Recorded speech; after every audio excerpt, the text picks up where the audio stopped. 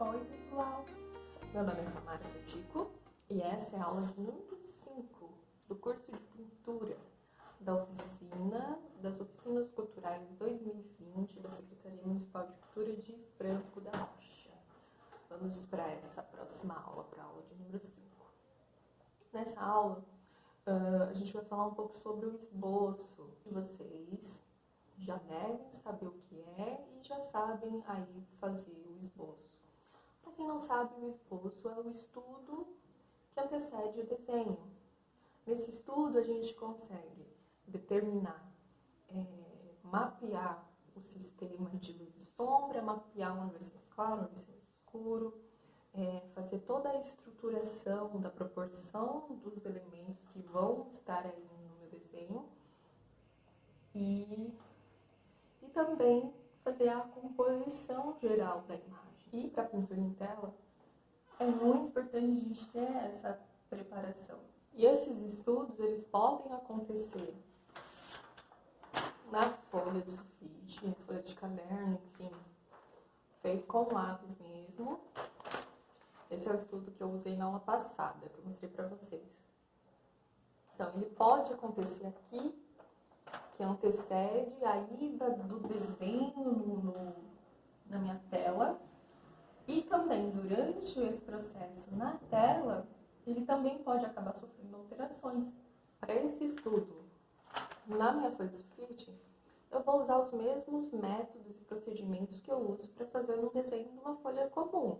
São traços que não precisam de um acabamento, um sombreado que não precisa de um acabamento, porque como eu disse, é um estudo, é só para determinar, mapear onde é claro, onde é escuro, proporção, né?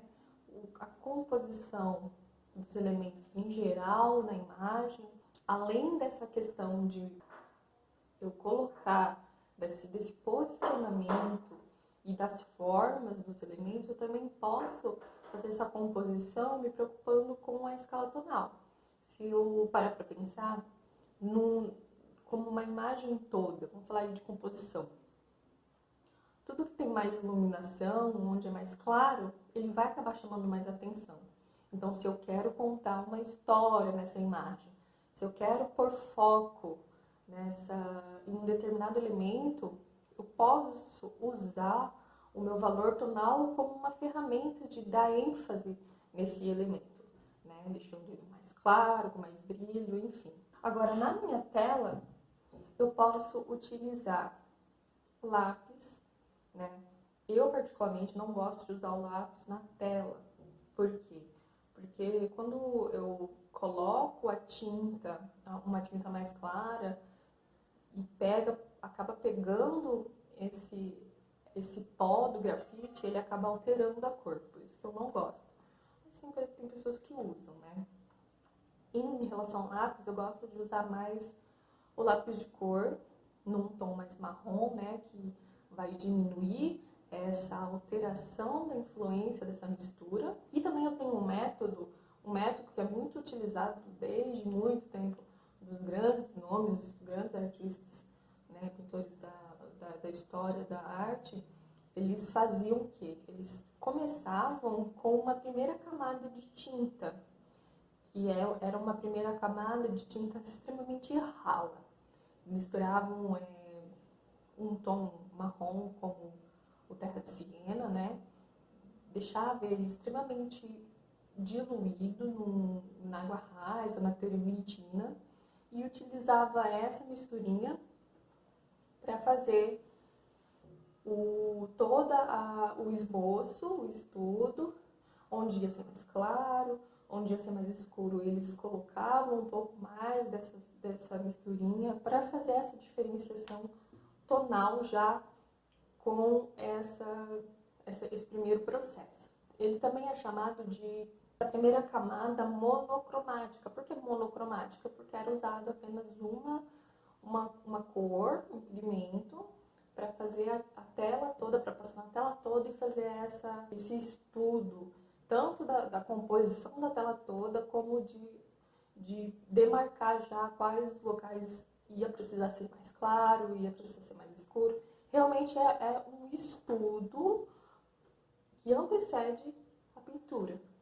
Sobre essa primeira camada de tinta fina, uma vantagem muito boa é também que ela acaba dando uma base tonal para a minha superfície.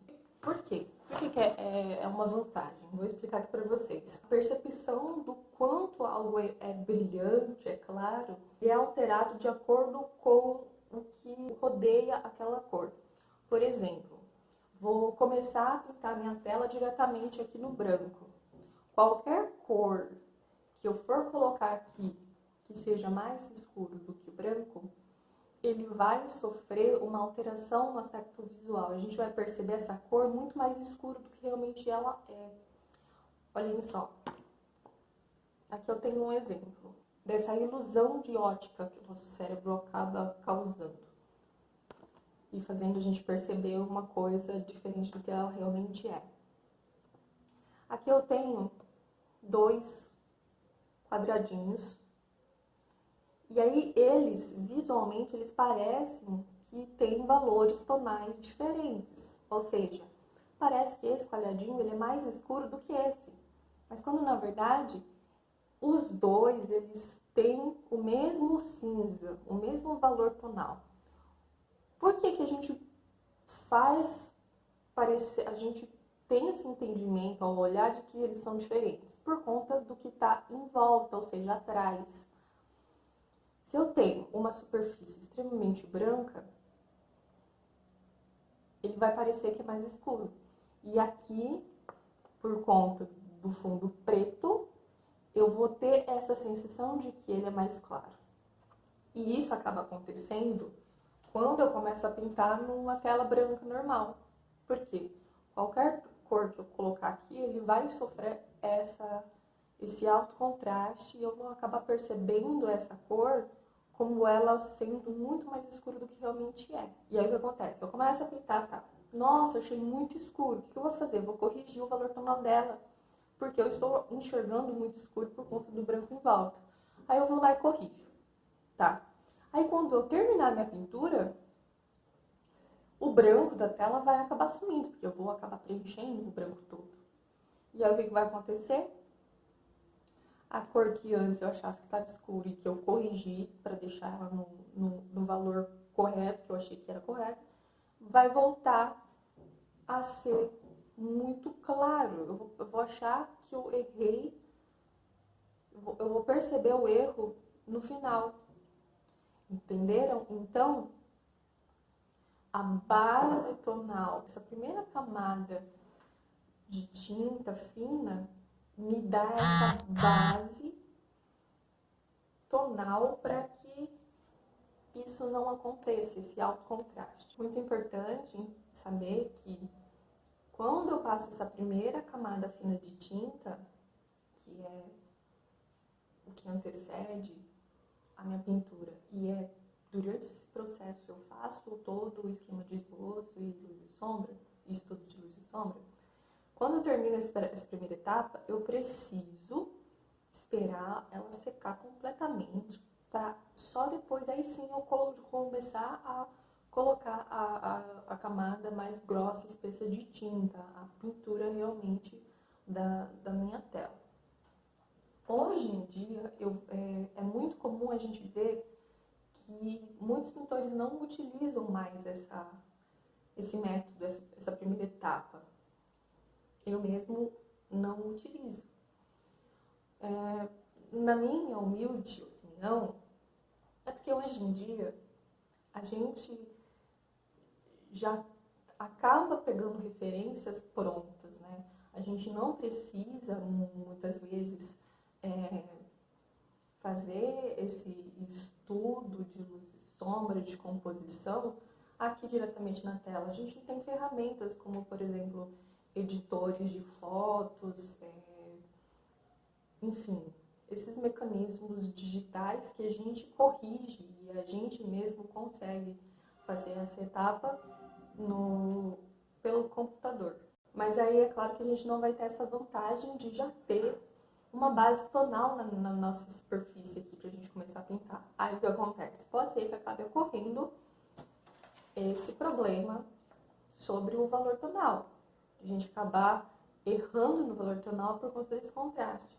Aí o que que eu posso, qual é a dica que eu posso usar para evitar, ou ao menos diminuir ou resolver esse problema sobre os valores tonais desse alto contraste? Por exemplo, estou aqui com a minha imagem de referência.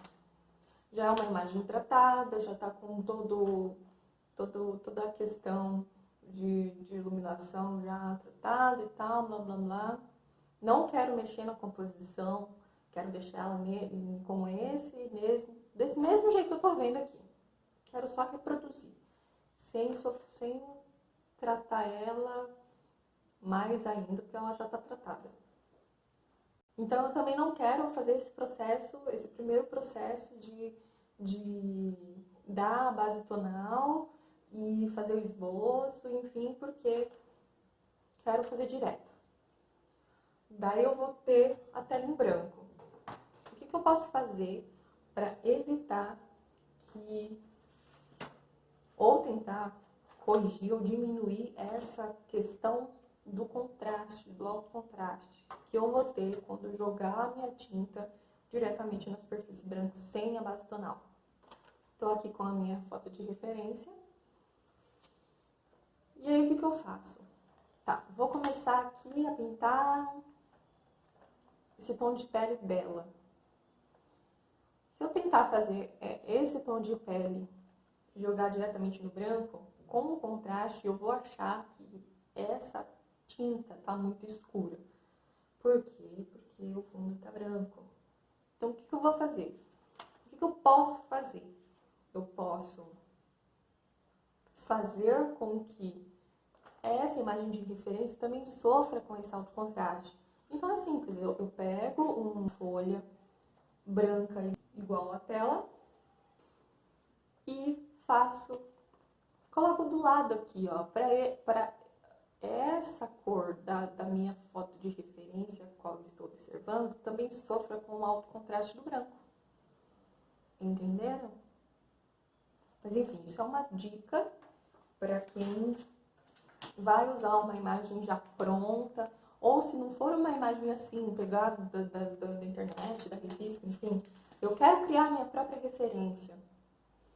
Então, vocês ou vão usar um modelo vivo, olhar, observar ele ao vivo e tentar pintar na tela, fazendo esse esquema da primeira camada, dando uma base tonal e fazendo todo o sistema de luz e sombra, né? Eu fotografo e trato essa foto através de um editor de foto e deixo ela do jeito que eu quero. Então, esse estudo de composição e iluminação eu acabo fazendo durante o tratamento da foto, tá certo? Então, o que eu sugiro, o que eu aconselho? Mesmo vocês tendo aí a ferramenta para fazer edição de foto, né? Essa comodidade toda que a tecnologia nos oferece, eu sugiro que mesmo assim vocês se esforcem em sempre estar fazendo um esboço antes da pintura. Um esboço assim, ó, né? Para vocês praticarem também, continuarem praticando o desenho artístico, a observação, esse mapeamento de luz e sombra aqui na folha de sulfite, né? De uma forma mais manual e mais tradicional. Até porque conhecimento nunca é demais, não é verdade? Então, se esforcem bastante em fazer também esse processo de compor a sua imagem, de luz e sombra, de fazer o esboço, né? De estudar a imagem antes de começar a pintar ela na tela. Mesmo que você não queira alterar a imagem de referência, caso você pegue uma imagem de referência já pronta, né? É importante fazer esses estudos. Agora, se você pegou uma imagem de referência e ainda sente necessidade de alterar ela, de compor ela de uma maneira diferente, do seu próprio jeito, faz essa mudança através do esboço. Faz o esboço da imagem de referência que você está vendo e faz essa alteração, essa composição sua própria através do lápis e da borracha. Bom, então para essa aula de hoje, eu vou pedir 2 exercícios aí para vocês fazerem. O primeiro é vocês treinarem o estudo do esboço, tá? Então, vocês vão escolher aí uma imagem, ou vão escolher da internet, uma fotografia, de preferência fotografia de algo real. Não escolham fotografia de algo que já é pintura, porque ali já vai ter o ponto de vista e a técnica de pincelada de um pintor já.